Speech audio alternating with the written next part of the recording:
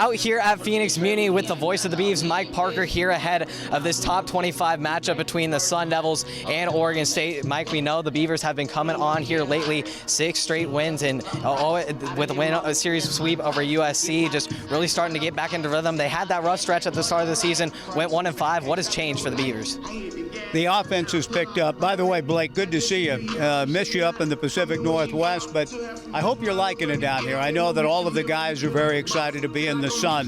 Had some pool time today. I hope not too much time in the sun, but it's an invigorating atmosphere to be in.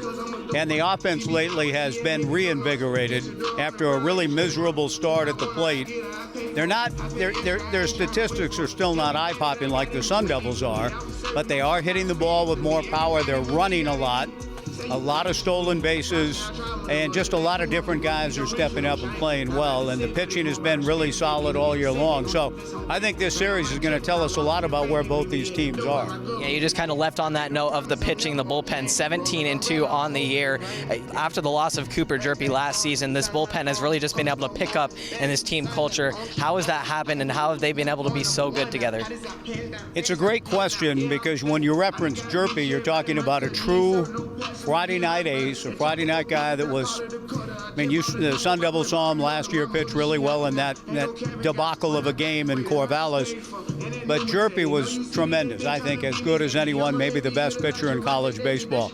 They're doing it differently this year in that there isn't a guy quite like him, or like a Kevin Abel or some of the other Friday night bright lights they've had through the years. But everybody is just solid. Nobody's overpowering and dominant. Maybe Ryan Brown has been a little bit at the back end as the closer, sometimes good for a 2-inning save. Ben Ferrer as a setup guy has been really good in that bullpen. But almost anyone that the pitching coach, Rich Dorman, who's doing a great job, and Mitch Canham call upon, finds a way to get the job done. Again, we'll find out how legit that is, I think, against this Sun Devil team this weekend. And I want to circle back to the offense, because the extra bases that they've been able to accumulate through the steals, leading the Pac-12, 48 steals on the season, 20 steals past 5 games. We just saw Bazana on Tuesday. How much does that effectively advance this team and be able to create extra opportunities and just separate them from being a good team to a great team? I think that's what you just said is what's happening. They have a chance to be great because of their running game and a lot of speed up and down the lineup. They're not built like the Sun Devils are, with all of the guys capable of leaving the yard. Although I remember 2 years ago the teams combined for 17 homers the last time the Beavers were down here. So who knows? We may be looking with this warmer and thinner air, some balls could be driven, and I know our guys wouldn't mind that at all if the pitching can keep the ball down. We'll see. But that run game is key to the Beaver offense. Excuse me, not only the run game, but set up by the ability to get on base, drawing walks, and then moving runners. Kind of an old school approach in a sense, but it's served Pat Casey well for a long time, and it's serving Mitch Canham well too. It's more of that small ball Pacific Northwest kind of vibe, and so we'll just focus in on this weekend and just OSU. Obviously, they've had success lately. ASU has been kind of on the downturn. We saw that 20-run blowout on Wednesday to their rivals, but still, right in there midweek. Don't always matter as much, and just looking at this weekend, what do you think is going to be the difference maker for each team?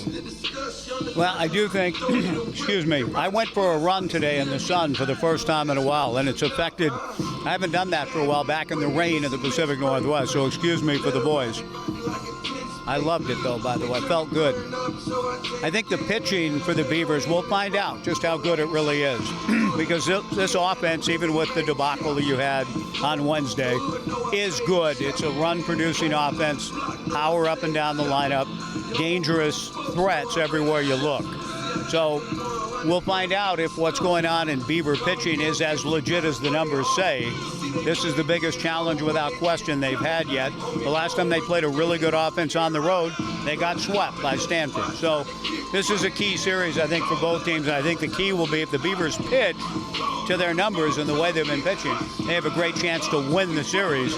But this is an opportunity for Arizona State at home to, in a very real sense, validate what Willie's doing in year 2. Went through some struggles last year, but quickly through the portal with his good pitching and the offensive contributions he's been getting, I didn't think it would take Willie long to have a club like this, and it didn't.